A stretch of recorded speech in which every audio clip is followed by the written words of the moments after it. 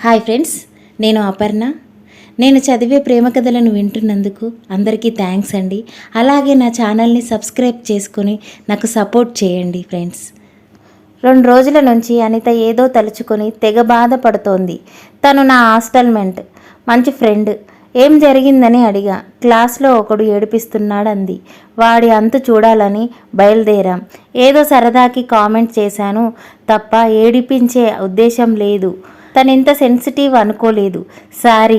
గుడ్లిరిమేసరికి కాళ్ళ బేరానికి వచ్చాడు ఆ పోకిరి. చెప్పినట్టే తర్వాత అనిత జోలికి రాలేదు.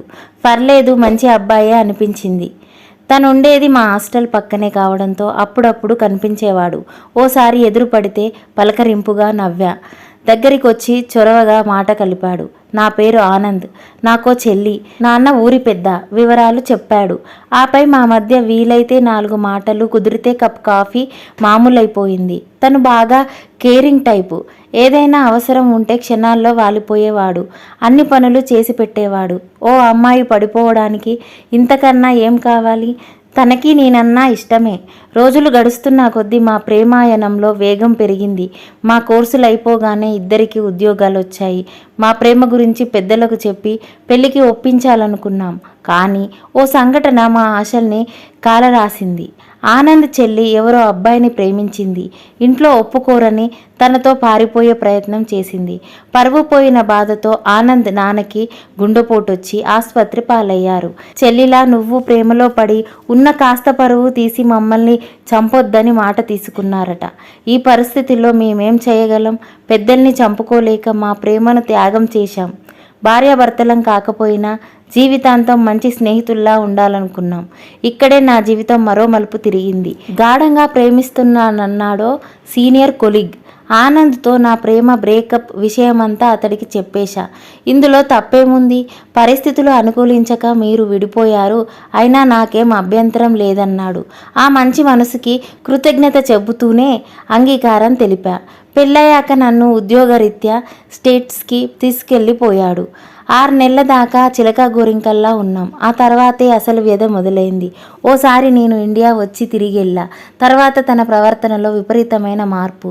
ఫోన్ మాట్లాడితే నీ పాత లవర్తోనా అనేవాడు. ఎవరి నుంచి కాల్ వచ్చినా లౌడ్ స్పీకర్ ఆన్ చేయమనేవాడు. అద్దం ముందుంటే ఎవరి కోసం రెడీ అవుతున్నావని వెకిలి కామెంట్లు. ఈ టార్చర్ భరించలేక ఎందుకీ అనుమానం? ఆనంద్ నాకు బెస్ట్ ఫ్రెండ్ మాత్రమే. మా మధ్య ఇంకేం లేదు. అయినా అతడితో మాట్లాడితే తప్పేంటి? నిలదీశ. మరింత రెచ్చిపోయాడు. చేయి చేసుకోవడం మొదలుపెట్టాడు. ఇదంతా తెలిస్తే కన్నవాళ్ళు బాధపడతారని మౌనంగా భరించా. ఈలోపు మా వీసా గడువు తీరిపోయి ఇండియా వచ్చేశాం. ఇక్కడ అదే నరకం. తట్టుకోలేక ఓసారి పుట్టింటికెళ్ళా. జరిగిందంతా చెప్పా. ఇరువైపులా పెద్దల్ని పిలిపించి మాట్లాడారు.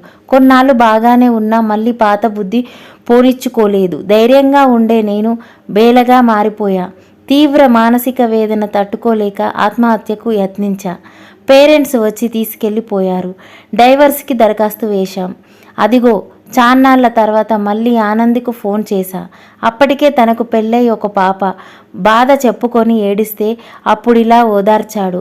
మానసిక ఒత్తిడి తగ్గించడానికి కౌన్సిలింగ్ ఇప్పించాడు. ఉద్యోగం చేస్తేనే నీ బాధలన్నీ మార్చిపోతావు, నీకంటూ ఓ గుర్తింపు ఉంటుందని నాలో తపన రగిల్చాడు. MBAలో చేర్చాడు. పెన్ నుంచి ఫీజు దాకా అన్ని భరించాడు. అతడి ఆర్తి, నా కష్టం ఊరికే పోలేదు.